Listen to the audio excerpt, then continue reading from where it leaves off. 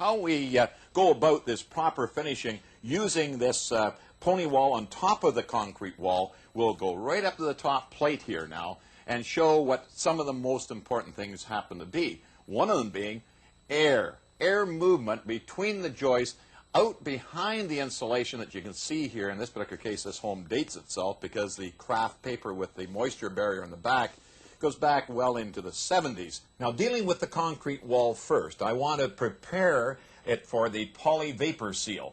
Now, the poly vapor seal must be applied 6 inches above grade. Now, the grade level outside the home is your flower garden, or it could be the grassy area. We want to be above that with any poly vapor seal because we don't want any moisture at any time to be able to wick through that concrete wall, get into the insulation or the wood fabric of the wall. The acoustic sealant will receive the polyethylene. Now, the polyethylene, as it comes up into place, it adheres to the acoustic sealant, and they're compatible. They are made for one another for this particular purpose and also to seal moisture out. Take the kitchen garbage can liners. This is the white plastic bag. Put in a piece of insulation that's going to be adequate to fill in between the joists. Fold it over and duct tape it. Then slice the back of the bag because that's for air movement in the event if there's any moisture that was entrapped in the bag at any time. On the back side or the inside surface of the plastic bag, now it's nice and smooth, all ready to go up and be installed between the joists up against the ribbon into the bed of acoustic sealant. Now that I've got the wall sections all ready to go into place, I have one sitting now all plumbed and blocked at the bottom. Now, using a 2x4 block at the underside of the bottom plate allows the whole wall to be, well, actually pressured into place by wedging. Always make sure you cut them at least 1.5 inches short when you're making them, and also make sure that the width is not greater than what you can get around all those angles coming down into the basement area. Now, when they're into place and plumbed, as I have here, I'm going to screw these into the underside of the joist.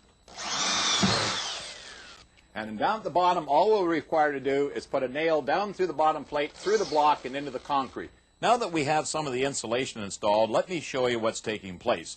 First of all, the vapor seal that we originally put on the concrete has went back down in behind the stud wall and wrapped around and come back up over the insulation that we've installed in between the studs. Now, in behind, what we've done, we've laid bats on their side on top of the concrete wall up against the wood-structured pony wall. And as you can see, the old insulation that was there already, we have sliced the vapor seal, because that way, when the vapor seal comes back up over top of the finished inside wall, we don't want to have two vapor barriers, only one.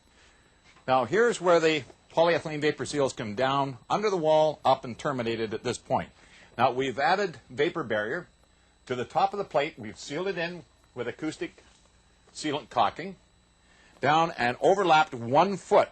Also, put the sealant to seal that seam, that way giving it a good, tight vapor seal.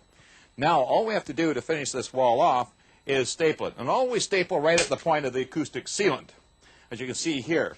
That way it squeezes nice and tight and it seals it at the point of where the staple is. Over the years, my experience in soundproofing ceilings has always been to, first of all, apply an insulation batt material between the joists. That way it gives a good joist fill, not allowing any of that sound to be transmitted up through. I'm applying now 1/2-inch Donnacona board, which is a wood fiber board, quite often called tin test as well. And it's used for many applications, for exterior sheeting on a home. In this case, I'm using it for a soundboard to help stopping that transmission of sound, again, upwards. Now installing the acoustical channel. Now, the acoustical channel provides a gap between the drywall and the Donnacona. Now, this is what it looks like here. Now, as you can see, it's got a flange that your screws go through and then into the Donnacona and into the joist. And then the drywall is screwed to this face here. Now, we'll get the channel up and then we'll be ready for the drywall.